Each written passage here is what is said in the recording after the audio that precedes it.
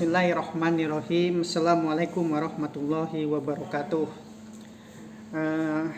Allahumma sholli ala sayyidina Muhammad wa ala ali sayyidina Muhammad kama shallaita ala Ibrahim wa ala ali Ibrahim wa barik ala sayyidina Muhammad wa ala sayyidina kama barakta ala Ibrahim wa ala ali Ibrahim fil alamin innaka Hamidun Majid.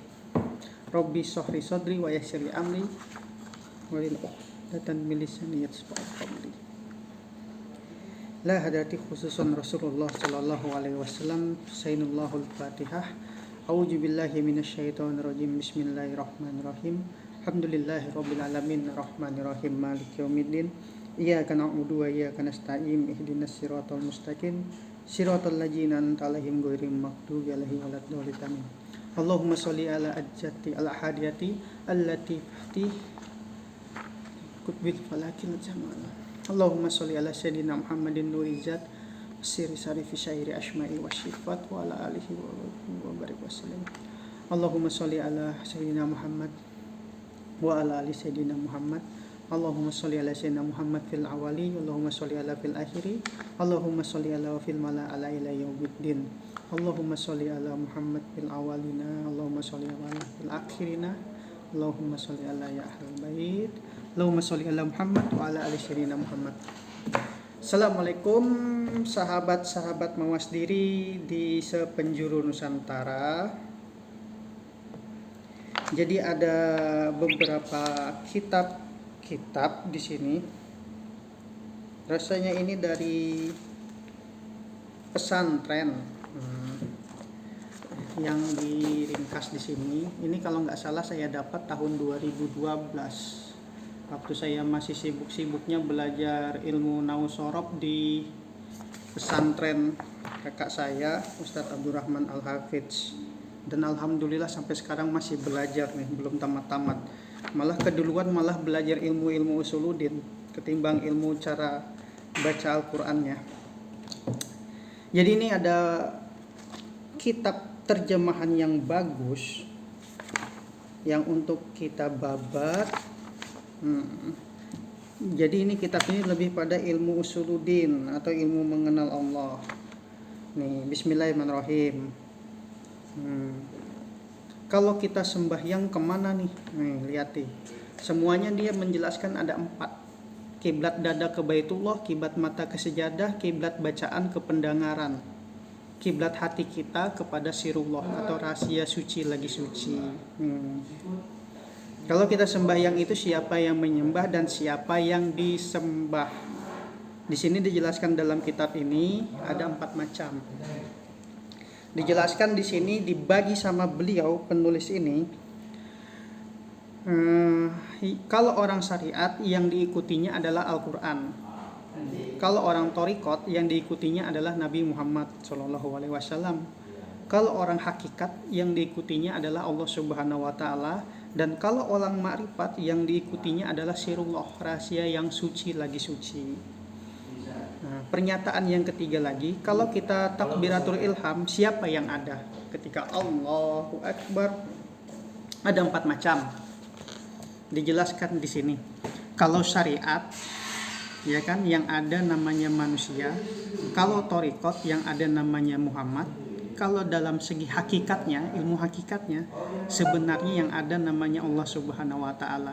Kalau dalam makrifatnya, kembali lagi kepada sirullah itu, rahasia yang suci lagi suci. Nah, pernyataan keempat, di waktu Nabi Muhammad Isra Mi'raj sampai ke langit mustawan, lalu Nabi Muhammad tersungkur atau merenung dirinya sendiri, lalu ada perintah sholat atau sembahyang kalau dalam bahasa Melayunya. Sehari semalam itu ada 50 waktu. Lalu dipersingkat di sini, Nabi Muhammad meminta dikurangi beberapa kali, akhirnya menjadi 5 waktu dalam sehari semalam. Dan apakah bertemu Nabi Muhammad dengan Allah Subhanahu Wa Taala? Bertemukah di situ? Dijelaskan sama waliullah yang menulis kitab itu, ya, atau guru beliau. Di sini dicatat, diketik kayaknya nih pakai mesin ketik zaman Bahari, sekitar tahun 80-an atau 70-an ya. zaman mesin ketik. Intinya berdekat bukan tersentuh, bersentuh bukan berantara, mata putih dan mata hitam. Jelasnya sebutannya dua, hakikatnya satu. Jadi kita dekat tak bersentuh, jauh tidak berantara. Ya kan? Seperti bola mata yang bagian putih dan bagian hitamnya. Nah, maksudnya apa di sini? Ya. Intinya di sini Muhammad Shallallahu Alaihi Wasallam adalah yang memerankan sifat-sifat Allah. Kesempurnaan Allah itu ada pada diri Kanjeng Nabi Muhammad Shallallahu Alaihi Wasallam. Itulah yang dimaksud dua, hakikatnya satu. Makanya ketika kalau orang-orang Kutai mengijazahkan keilmuan, biasanya dari turun-temurun ya. Biasanya mereka tuh selamatannya kadang-kadang telur asin, ya kan, yang matang itu menghakikatkan antara si kuning dengan si putihnya dan ada lekatan atau ketan. Jadi artinya lengket ilmunya bagaikan ketan. Lanjut aja. Apa hasil Muhammad dan apa hasil bagi Allah pada saat pertemuan Isra dan Mi'raj itu? Ya, hasilnya adalah mentaati undang-undang Islam. Di sini dijelaskan di mana dasarnya 5 waktu itu dijahirkan pada diri Muhammad. Contohnya di mana 5 waktu itu sebagai pengingat kita ada pada 5 jari kita ini supaya mengingat 5 waktu tadi. Kemudian ada lagi sifat 20 di diri Nabi Muhammad dan sifat 7 di diri Muhammad. Ada 2 pembahasan di sini. Ada sifat 20 di diri Nabi Muhammad dan sifat 7 di diri Muhammad. Jawabnya apa di situ? Di jari 2 belah tangan ada 10. Jari 20 kaki ada 10. Jumlahnya 20. Jadi bagi orang yang lengkap, mohon maaf kepada yang ada dikasih Allah kekurangan. Jadi di jari tangan ini ada 10, di kaki ada 10. Nah, ini ada lagi bahasa Banjarnya kah? Banjar. Di waktu Nabi balukub sembahyang, di Nabi sujud, balukub itu sujud maksudnya. Itu dahi 1, telapak tangan 2 lutut dan ibu jari kaki jumlahnya 7. Maka itulah sifat 7 di diri Muhammad. Jadi orang tua Bahari itu mengkiaskan sifat 7 supaya mengingat kita, supaya ingat sifat 7 itu, ya kan? Itu dari ini pada saat sujud. Jadi ada 7 titik di situ mengingatkan. Kalau sifat 20 di ke 20 jari-jari tangan dan kaki. Sementara yang sholat 5 waktu dari tangan ini supaya mengingat. Jadi ketika kamu lihat tanganmu, semoga kamu bisa mengingat sholat 5 waktu. Begitu ceritanya. Di sini ada juga pembicaraan masalah 2 kalimat syahadat atau lebih lazim disebut kalimat tauhid dan kalimat rasul. Kalimat tauhid atau kalimat Tuhan, di sini istilahkan dengan Tuhan. Tapi ada beberapa majelis ilmu nggak pakai lagi kalimat Tuhan, langsung to the point Allah, Rob gitu. Tapi kita pakai konsep suhudul wahdah fil kasroh, suhudul kasroh fil wahdah. Apapun itu tulisan bentuk rupa, menurut beliau yang menulis ini, ya apapun itu hakikatnya pada dasarnya Allah Subhanahu wa Ta'ala sendiri.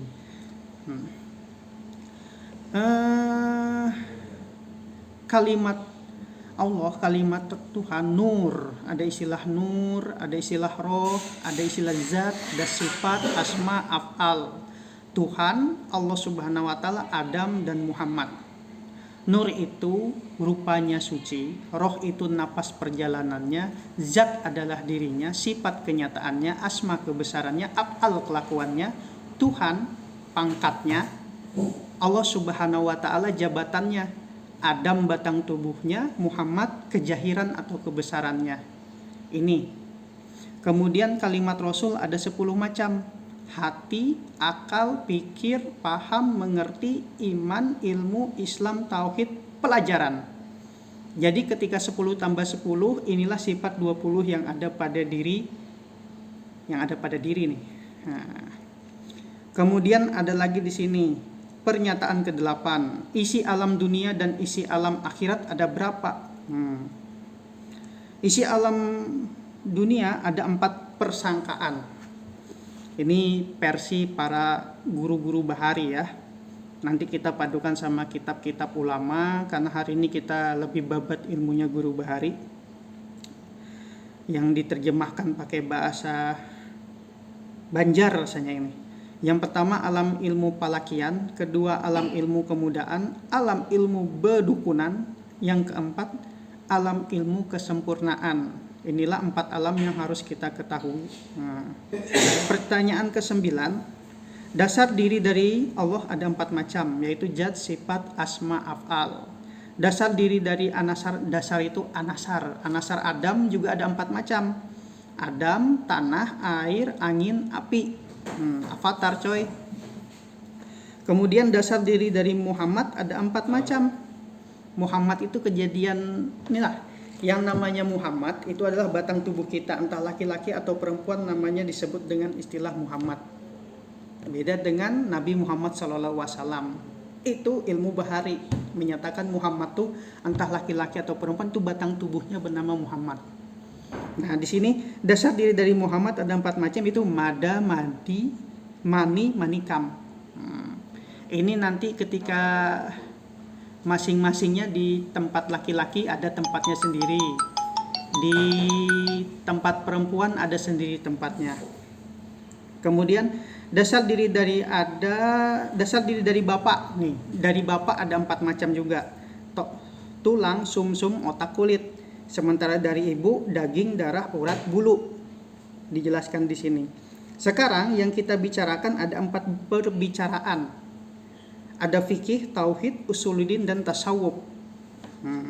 Fikih itu pemandirannya atau pembicaraannya. Tauhid perjalanannya. Usuluddin pernyataannya. Dan tasawuf adalah penghimpunannya. Ini luar biasa ajaran Bahariyah. Terus bagaimana cara untuk mengenalnya? Ada 4 macam lagi dijelaskan. Yang pertama mengenal dengan syariat, kedua thariqat, yang ketiga hakikat, keempat makrifat. Syariat akan mengenal di sini, thariqat dikenal, hakikat tahu rupa kena rupa, sedangkan makrifat siapa yang mengenal dan dikenal. Nah, yang akan dikenal ada 4 macam juga. Yang dikenal yang pertama Tuhan. Tuhan itu pangkat ya. Kemudian Allah Ta'ala yang merupakan jabatannya. Kemudian Adam batang tubuhnya, Muhammad kejahirannya. Saudara kita ada 4. Camariyah, Tubaniyah, Uriyah, Tambuniyah, atau sedulur papat, kalima pancar, kakang kawah, adik-adik, getih, lan pusar. Kemudian saudara 4 sahabat ada 4. Abu Bakar, Umar, Utsman, Ali. Saudara Adam ada 4. Karaman, Katibin, Malik, Ridwan. Nah ini nih. Saudara apalagi di sini? Malaikat ada 4. Yang pada umum malaikatnya ya, Jibril, Mikail, Israfil, Ijrail. Ya kan? Atau juga ada juga di sini ada Muqarrabin, Malakut, Munkar, dan Nangkir. Nah, ini kemudian di sini asal muasal diri dari rahim ibu. Ini menceritakan dari rahim, namanya siapa, asal usulnya di kitab ini. Akhirnya di segumpal darah, segumpal lagi jadilah ketika ditiupkannya ruh, apa namanya, ya kan? Ini dijelaskan di sini, cuma nggak saya sampaikan. Yang secara umum aja ya. Oke. Ada beberapa hal di sini yang khususnya yang paling penting di sini adalah tentang